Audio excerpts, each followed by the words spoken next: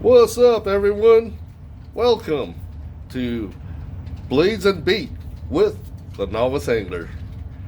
Yeah, winter's here, and unfortunately, I haven't been able to catch much fish lately. In fact, the last time I even caught anything was about a couple of weeks ago. So I figured I might as well change the name of my channel and do some more kit videos and knife reviews. Anyway, guys, by the way, pardon me about my puffy eye here. I've been having allergies for the past few days, and anyway, the last time we did a kit video, we were talking about some of your more compact and small pocket-sized survival kits. This time around, I want to talk to you about something that's more medium-sized, something that you can throw into your backpack or your bug-out bag, or in my case, I just leave it inside the car. But something that's more of your medium-sized survival kit, and something that you should be able to build with a lot of the materials that you can find at your house. And it's not going to cost you a lot of money. So anyway, let's get started.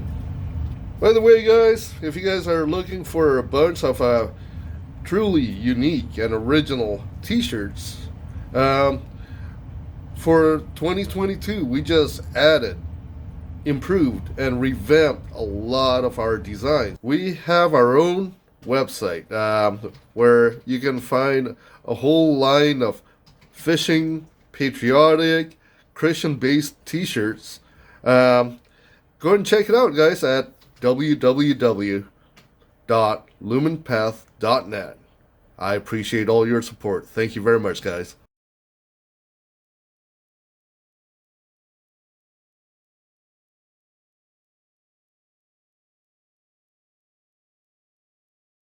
This is what we have today. This is your medium-sized survival kit that you can build yourself. This is the one that I built for my wife, and in all honesty, everything in here except the knives are probably the most expensive things that we have in here, is that, yeah, everything in here probably costs no more than maybe about $15. And I know in the past, people would ask me what type of survival kits I will buy. In all honesty, none. I do believe what Les Stroud said from Survivor Man is that it's always a lot better to build it yourself, because the survival kits that you get at the stores is usually not only they're pretty expensive, but you found that they're lacking in a lot of the items that you actually need. And so by building it yourself, you can put whatever materials, items, and pretty much just customize it to yourself. And in regards to cases, the vast majority of the cases that I pick it up from a thrift store. This one I found it at a thrift store, cost me no more than $2.50. I didn't pay very much money on it. And let's go through it. I haven't actually went through this in a long time, so let's see what we actually have in here. There it is, folks. On the front panel, what we have, one of the most important tools that you can have on you, or in a survival situation, which is a knife. This one, what I use the CJRB. CJRB is the budget company from Artisan Cutlery. And this one is your mini feldspar. Very lightweight knife, extremely smooth, and has that good, sharp drop point blade that's ideal for utility work. I mean, I absolutely love the way this knife looks. Plus, this one, it actually has your D2 steel on it, which is tool steel. And the main thing about tool steel, you do need to keep it maintained.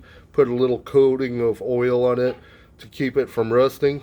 But yeah, it's a very good steel that keeps good edge, and Good for utility work.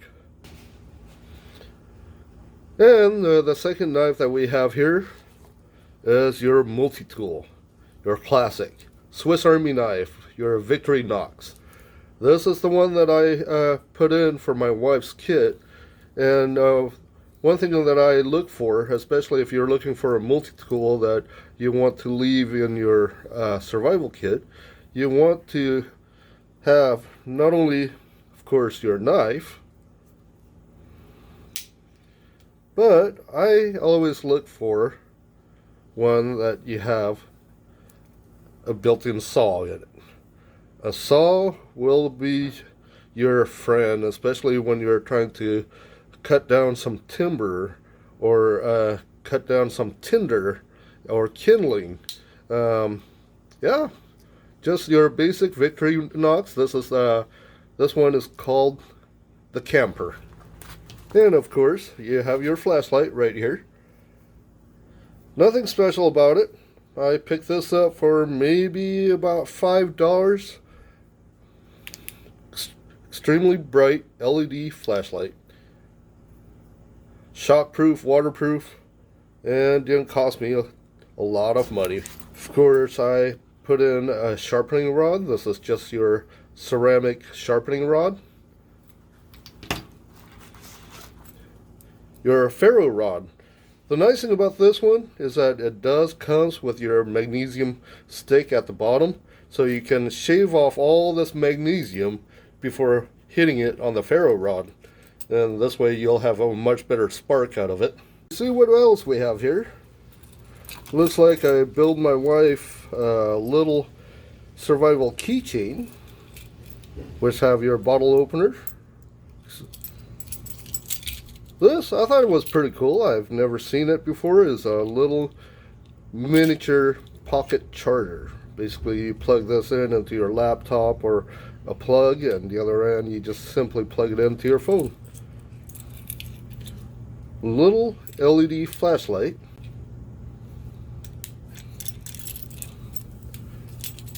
Another ferro rod. And of course your whistle. See what else we have in this little panel here. Of course, extra batteries. And your sharpening stone. I think that's pretty much it on that.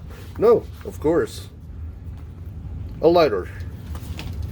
Now let's open up this second compartment here and then see what else we have. Looks like this one comes with two pockets.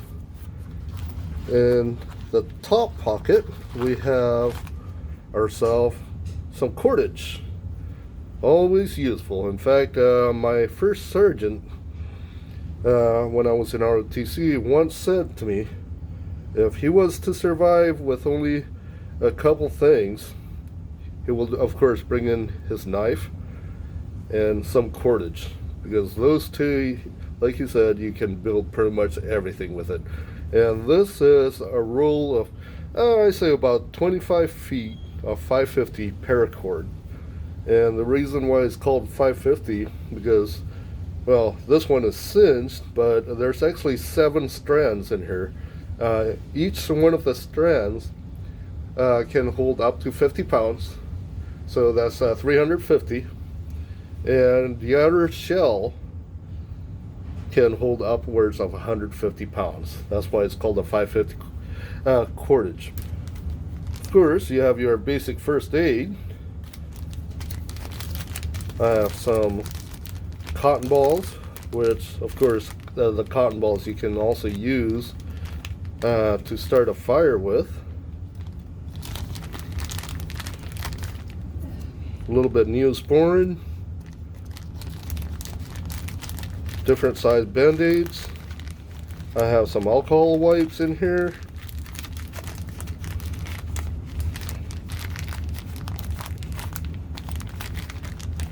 And some gauze. Slingshot. Always useful. And believe me, I know on how effective they are, because in the past I used a slingshot to hunt some birds. Have yourself a little folding spork. I don't know where I pick it up at, but it will be useful. Some tourniquet that I found. Of course, you can also use this as cordage. Extremely strong. And in a pinch, you can also use this to make a slingshot out of. A little compact with your mirror.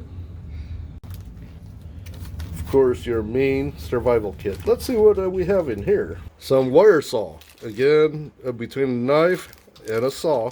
A saw is also very useful, especially if you want to cut down some tinder or make shelter with. But got yourself a little wire saw there. Another whistle.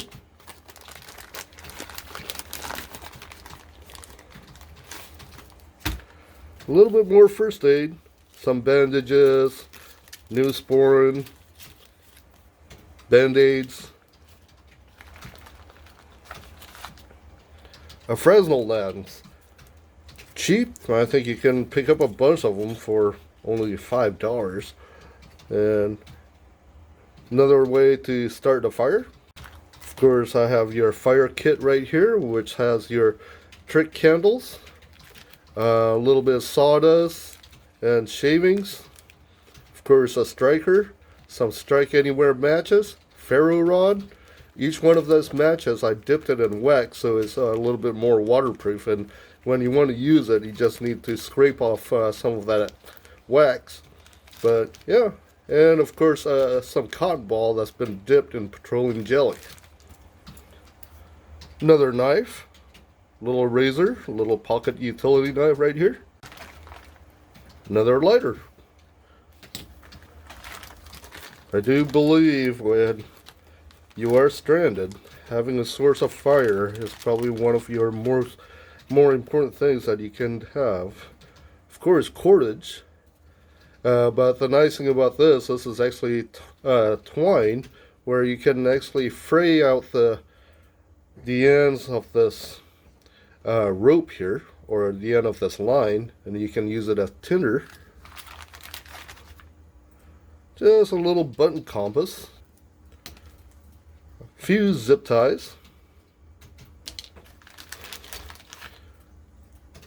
of course a little packet of super glue, good in a pinch for repairing, and as well as repairing yourself. If you happen to injure yourself or cut yourself, you can actually seal the wound using super glue. Of course, just a little sandwich bag for some more container, a little pencil with some electrical tape that's actually wrapped on it. I say this is about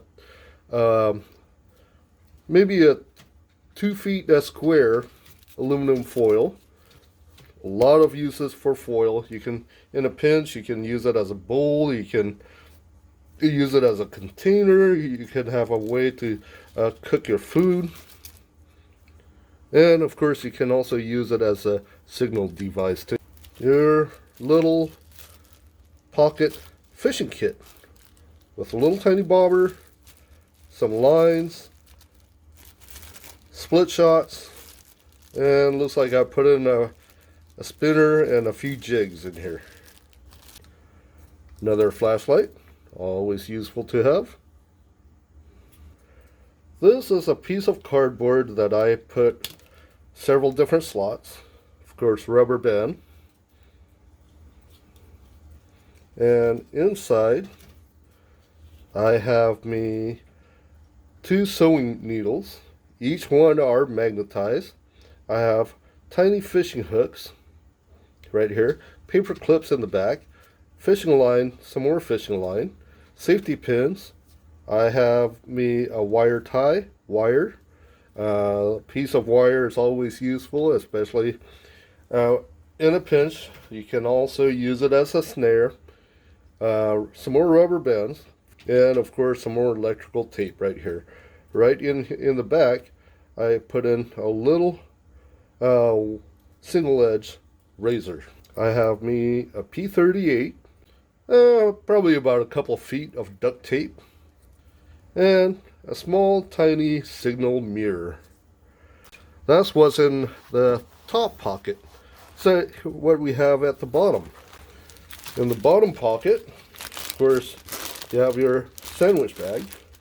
This I thought was a pretty good idea. I'm not sure where I saw it at, but this is one of those disposable pie pans that you can purchase. This one I got it from Dollar Tree, but the nice thing about it, you can fold it flat, and of course you can open it and use it,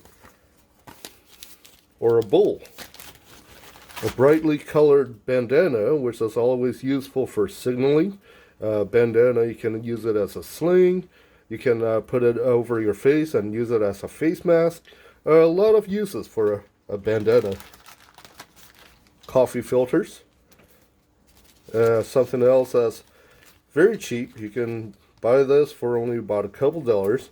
Get a whole bunch of them and have a lot of uses. And use it as a plate, a tray.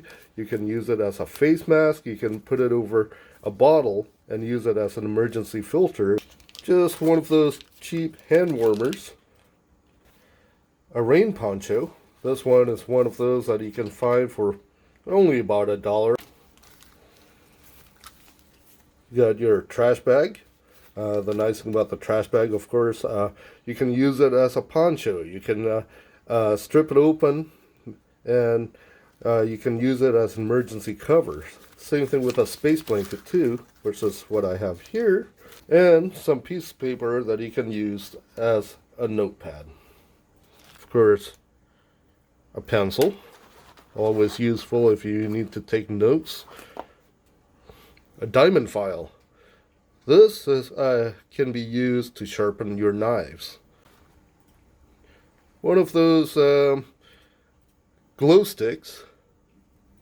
You just snap it open. It'll stay lit for quite a while, actually. A candle. I think that's about it, folks. But as you can see, you don't need to spend a lot of money to build a survival kit. In fact, most of the materials that you see here, you can probably find it somewhere around your house. And those that you do need to purchase, like your Paracord or your ferro rod, it doesn't cost more than a few dollars. I hope you guys enjoyed this video. If you guys do, please give me a like and leave your comments down below, folks. Anyway, consider subscribing for more fishing kits and knife reviews. And also, you guys take care. Talk to you later.